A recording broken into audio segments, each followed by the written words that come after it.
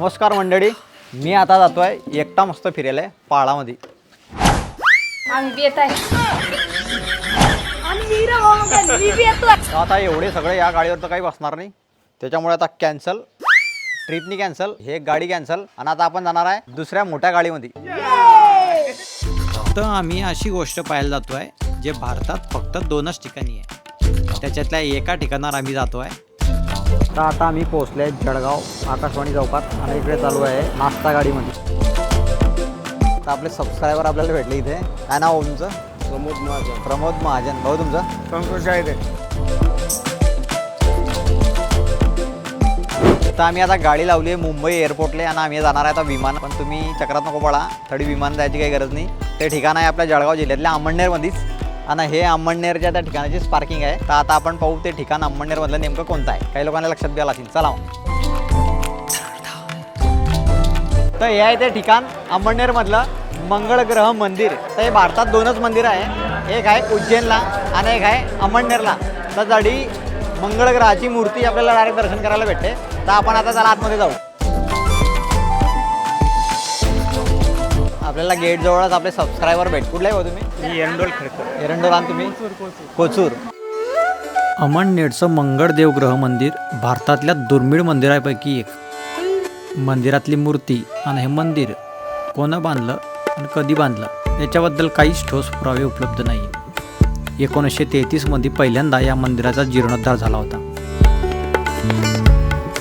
आपले सबस्क्रायबर बापू महाराज गुरव जाकीवाले ते भेटले आपल्याला. आनंद वाटला, थँक्यू. तर आता दर्शन रांगेतून मी मंदिरापर्यंत पोहोचलो आहे. हे पाहू शकता तुम्ही, मंदिर जवळ आहे आणि मागे गर्दी पण भरपूर आहे. इकडनं पुरुषांची रांग वेगळी असते आणि महिलांची रांग वेगळी असते. तिकडनं त्या रांगेमध्ये आहे.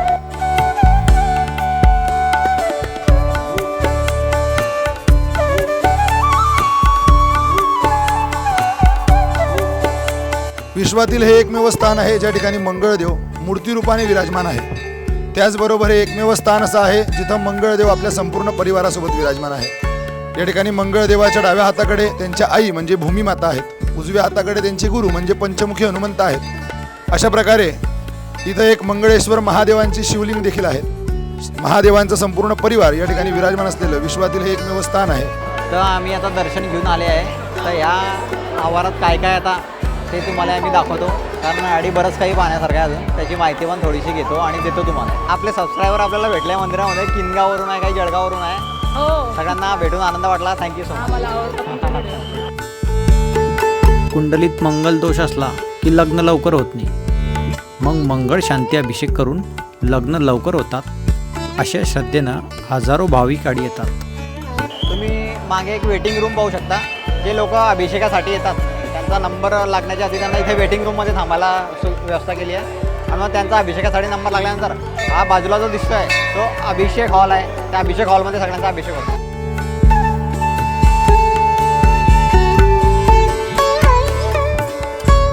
या मंदिरावर सर्वोत्तम हवनात्मक शांतीची जे असते पूजाविधी ती पण केली जाते. त्याच्यासाठी जे भाविक आले आहे त्यांच्यासाठी वेटिंग रूम आहे, जो हॉल तिकडे आहे त्याच्यामध्ये पूजा केली जाते. मला वाटत असेल मी आधी पहिल्यांदा आला नाही एवढी माहिती कशी काय सांगतोय. तर हे जे मागे दिसत आहे तुम्ही काउंटर, चौकशी कक्ष, तिथे जाऊन मी सगळी माहिती विचारली. त्याने मला सांगली म्हणून मी एवढा पटापटा बोलतोय. तर आमच्या मागे एक कमंडलू तुम्हाला दिसतंय, मोठं पहा दिसतंय कमंडलू. तर ते ॲक्च्युअलमध्ये कमंडलू नाही आहे, तर ते मंदिर आहे. तर ते आपण पाहू मधात कशाचं मंदिर आहे. नगलक्ष्मी दत्त भगवान म्हणजे त्यांच्या पत्नीसोबत भगवान दत्तात्रयाची मूर्ती इथे आहे.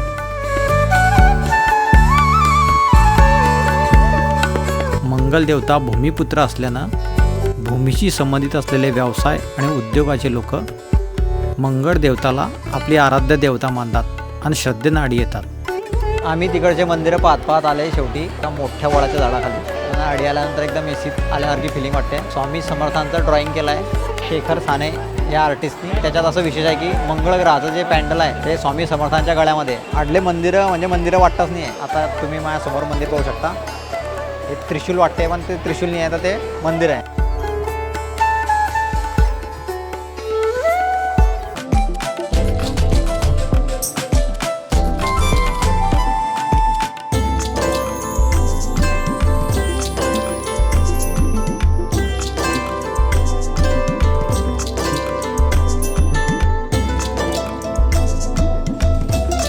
आम्ही आता सगळं मंदिर वगैरे फिरून झालं. तुम्हाला असं वाटलं की व्हिडिओमध्ये आम्ही दोघे जण दिसत आहे.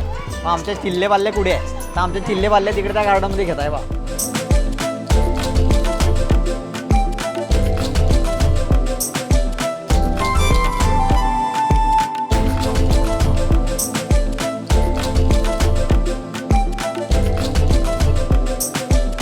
तर आता आमचं सगळं मंदिर फिरून झालं आहे आणि सगळं थकले आणि मस्त निवांत बसलं आहे गार्डनमध्ये. तर आता आम्ही असं ठरवलं की आडी रूम भेटते असं चौकशी करणार आम्हाला समजलं. जर रूम भेटली तर आज आम्ही आधी स्टे करून राहणार आहे. आणि हे जे सगळ्यांना मध्ये एवढ्या जोरात तब्येत झाले माहिती आहे तुम्हाला, तर मध्ये आहे महाप्रसादालय. तर समोर तुम्हाला किंमत दिसते, ते पे करून आपल्याला टोकन मिळेल आणि मध्ये आपली प्रसादाची व्यवस्था आहे. चला आपण मी आता प्रसाद पाहू कसा आहे.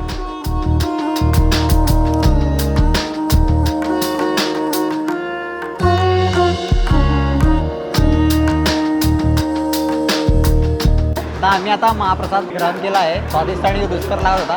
तर आता आपण तो बनतो कसा ते आपण किचनमध्ये जाऊन पाहू. श्री मंगळग्रह मंदिरातील महाप्रसादामध्ये जो महाप्रसाद बनला जातो तो अतिशय शुद्ध गावरानी तुपात आणि शेंगतेलात बनवला जातो आणि अतिशय स्वादिष्ट आणि रुचकर आहे. स्वयंपाक खूप छान आहे. वरणबट्टी तर खूपच अप्रतिम आहे आणि वरण भात पण घरच्यासारखी टेस्ट आहे. भाजी पण खूप छान आहे.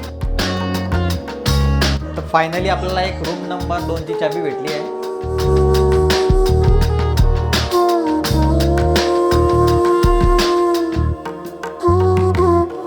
रूम पहा किती मस्त स्वच्छ सुंदर आहे. आणि ह्या रूममध्ये मला भारी वाटलं सगळ्यात जास्त म्हणजे छोटंसं फ्रीज पाहू शकता तुम्ही. आणि ढिगा भो गरम व्हायचं बिलकुल बी ताण नाही आहे आणि मच्छर बी चावणार नाही. प्युअर एशीची हवा आहे.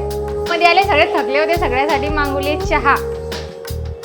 तर भाऊ मजा आली अंमळनेर मंगळग्रह मंदिर पाहताना. पण आता आडी आल्यावर असं वाटतंय की आज यायला नाही पाहिजे. 2 सप्टेंबरला आडी एकदम मोठा कार्यक्रम आहे. डायरेक्ट 2 सप्टेंबरला यायला पाहिजे होतं. हो, आधीच्या दिवशी की नाही श्रीमंगळ जन्मोत्सव 2025चा कार्यक्रम आहे. आणि माहिती आहे का 27 वर्षाने येणाऱ्या मंगळग्रहाच्या प्रभावामुळे या वर्षाचा म्हणजे 2025चा जो मंगळ जन्मोत्सवाचा कार्यक्रम आहे तो एकदम विशेष आणि अलौकिक आहे. त्यानिमित्तानं आडी जवळपास 3 लाख भाविक जमा होणार आहे. हा कार्यक्रम असा आहे की 29 ऑगस्टला सकाळी कलशारोहण आहे आणि दुपारी महाभौम यज्ञ आणि 31 ऑगस्टला नवकोंडी महादिवेश शांती यज्ञ आणि 2 सप्टेंबरला श्री मंगळ जन्मोत्सवाचा जो विधी आहे तो सकाळी 4 ते 7 होणार आहे. तर आपण हा ब्लॉग आता डिझाईन करू. तर तुम्हाला व्हिडिओ आवडला असेल तर लाईक करा, शेअर करा, कमेंट करा आणि चॅनलला सबस्क्राईब करा. Thank you so much. आणि एकदा मंगळग्रह मंदिराला अवश्य भेट द्या.